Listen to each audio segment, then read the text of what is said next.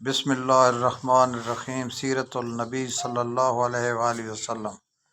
حضرت عبد المطلب کو یہ حکم اس وقت دیا گیا جب وہ اپنی منت بھول چکے تھے۔ پہلے خواب میں ان سے کہا گیا کہ منت پوری کرو۔ انہوں نے ایک مینڈا ذبح کر کے غریبوں کو کھلا دیا۔ پھر خواب آیا اس سے بڑی پیش کرو۔ اس مرتبہ انہوں نے ایک بیل ذبح کر دیا۔ خواب میں پھر یہی کہا گیا اس سے بھی بڑی پیش کرو۔ اب انہوں نے اونٹ ذبح کیا۔ پھر خواب آیا اس سے بھی بڑی چیز پیش کرو۔ انہوں نے پوچھا اس سے بھی بڑی چیز کیا ہے؟ تب کہا گیا اپنے بیٹوں میں سے کسی کو ذبح کرو جیسا کہ تم نے منت مانی تھی۔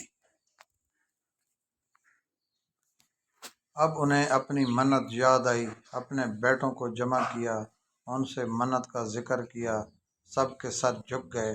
کون کو خود کو ذبح کرواتا؟ آخر حضرت عبداللہ بولے ابا جان آپ مجھے ذبح کر دیں۔ یہ سب سے چھوٹے تھے، سب سے خوبصورت تھے، سب سے زیادہ محبت بھی عبد المطلب کو انہی سے تھی، لہٰذا انہوں نے قرعہ اندازی کرنے کا ارادہ کیا۔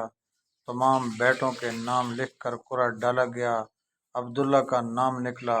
اب انہوں نے چھری لی، عبداللہ کو بازو سے پکڑا اور انہیں ذبح کرنے کے لیے نیچے لٹا دیا۔ جو ہی باپ نے بیٹے کو لٹایا، عباس سے ضبط نہ ہو سکا، فوراً آگے بڑھے اور بھائی کو کھینچ لیا۔ اس وقت یہ خود بھی چھوٹے سے تھے۔ ادھر باپ نے حضرت عبداللہ کو کھینچا۔ اس کھینچا تانی میں حضرت عبداللہ کے چہرے پر خراشیں بھی آئیں۔ ان خراشوں کے نشانات مرتے دم تک باقی رہے۔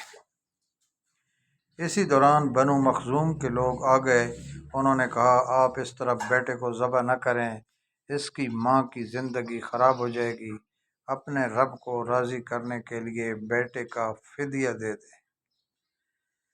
اب سوال یہ تھا کہ فدیہ کیا دیا جائے۔ اس کی ترکیب یہ بتائی گئی کہ ایک کاغذ پر 10 اونٹ لکھو، دوسرے پر حضرت عبداللہ کا نام لکھا جائے۔ اگر 10 اونٹ والی پرچی نکلے تو 10 اونٹ قربان کر دیے جائیں۔ اگر عبداللہ والی پرچی نکلے تو 10 اونٹ کا اضافہ کر دیا جائے۔ پھر 20 اونٹ والی پرچی اور حضرت عبداللہ والی پرچی ڈالی جائے۔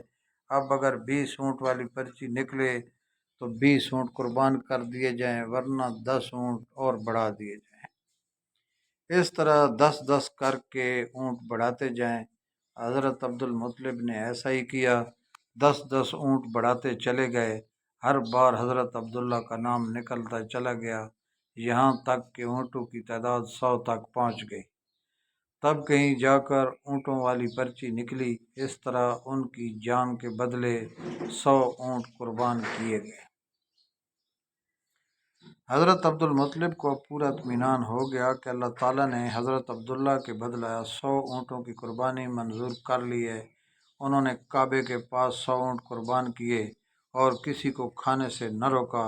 سب انسانوں، جانوروں اور پرندوں نے ان کو کھایا۔ امام ظہری کہتے ہیں کہ حضرت عبد المطلب پہلے آدمی ہیں جنہوں نے آدمی کی جان کی قیمت 100 اونٹ دینے کا طریقہ شروع کیا۔ اس سے پہلے 10 اونٹ دیے جاتے تھے۔ اس کے بعد یہ طریقہ سارے عرب میں جاری ہو گیا۔ گویا قانون بن گیا کہ آدمی کا فدیہ 100 اونٹ ہے۔ نبی کریم صلی اللہ علیہ وسلم کے سامنے جب یہ ذکر آیا تو آپ نے اس فدیے کی تصدیق فرمائی، یعنی فرمایا کہ یہ درست ہے، اور اسی بنیاد پر نبی کریم صلی اللہ علیہ وسلم فرماتے ہیں میں 2 ذبیحوں یعنی حضرت اسماعیل علیہ السلام اور حضرت عبداللہ کی اولاد ہوں۔ حضرت عبداللہ قریش میں سب سے زیادہ حسین تھے۔ ان کا چہرہ روشن ستارہ کی مانند تھا۔ قریش کی بہت سی لڑکیاں ان سے شادی کرنا چاہتی تھیں، مگر حضرت عبداللہ کی حضرت آمنہ سے شادی ہوئی۔ حضرت آمنہ وہب بن عبد المناف بن زارہ کی بیٹی تھی۔ شادی کے وقت حضرت عبداللہ کی عمر 18 سال تھی۔ یہ شادی کے لیے اپنے والد کے ساتھ جا رہے تھے۔ راستے میں ایک عورت کعبہ کے پاس بیٹھی نظر آئی۔ یہ عورت ورقہ بن نوفل کی بہن تھی۔ ورقہ بن نوفل قریش کے ایک بڑے عالم تھے۔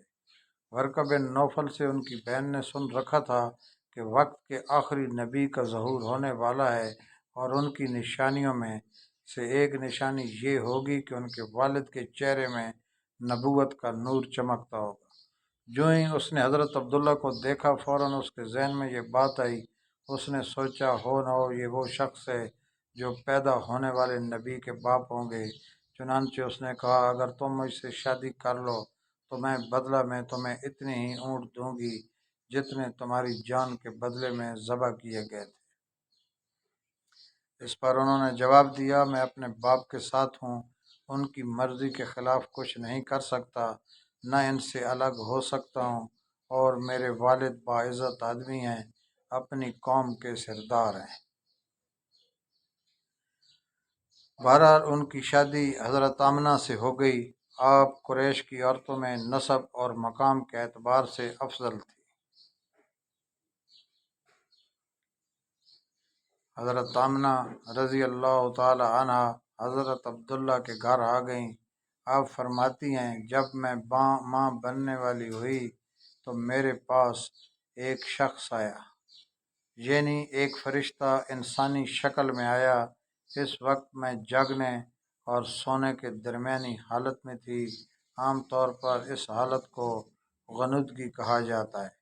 اس نے مجھ سے کہا کیا تمہیں معلوم ہے تم اس امت کی سردار اور نبی کی ماں بننے والی ہو؟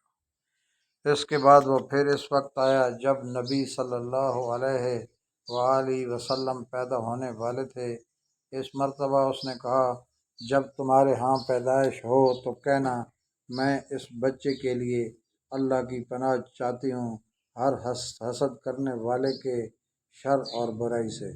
پھر تم اس بچے کا نام محمد صلی اللہ علیہ وآلہ وسلم رکھنا، کیونکہ ان کا نام تورات میں احمد ہے اور زمین اور آسمان والے ان کی تعریف کرتے ہیں، جبکہ قرآن میں ان کا نام محمد ہے اور قرآن ان کی کتاب ہے۔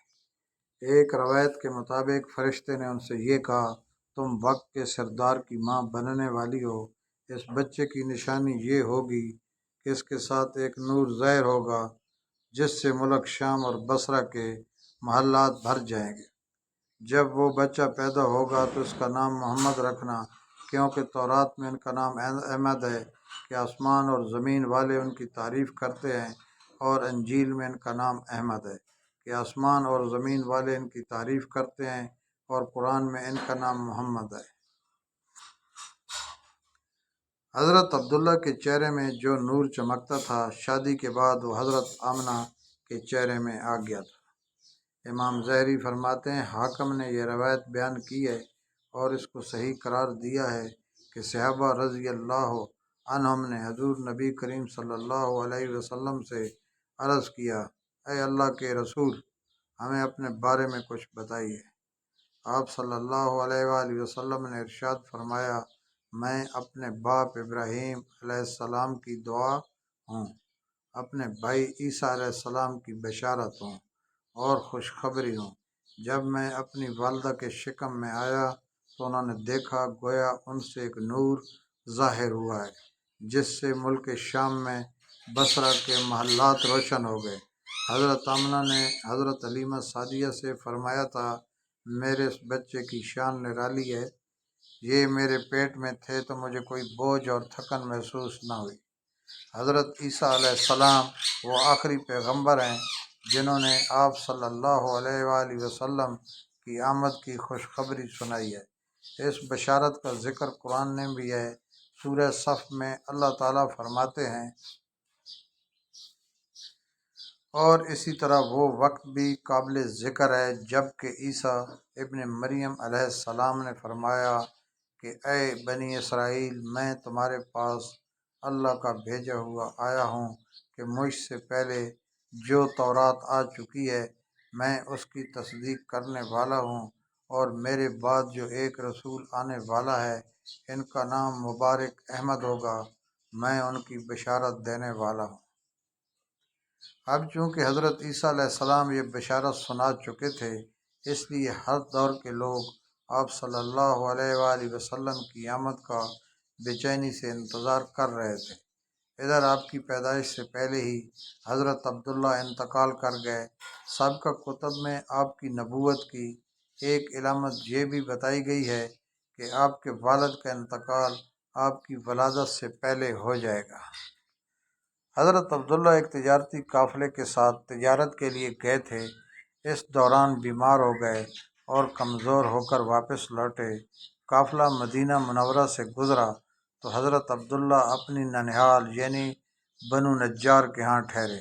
ان کی والدہ بنو نجار سے تھیں۔ 1 ماہ تک بیمار رہے اور انتقال کر گئے۔ انہیں یہیں دفن کر دیا گیا۔ تجارتی قافلہ جب حضرت عبداللہ کے بغیر مکہ مکرمہ پہنچا اور عبد المطلب کو پتہ چلا کہ ان کے بیٹے عبداللہ بیمار ہو گئے ہیں اور مدینہ منورہ میں اپنی ننھیال میں ہیں، تو انہیں لانے کے لیے حضرت عبد المطلب نے اپنے بیٹے حضرت زبیر کو بھیجا۔ جب یہ وہاں پہنچے تو حضرت عبداللہ کا انتقال ہو چکا تھا۔ مطلب یہ کہ آپ صلی اللہ علیہ وآلہ وسلم اس دنیا میں اپنے والد کی وفات کے چند ماہ بعد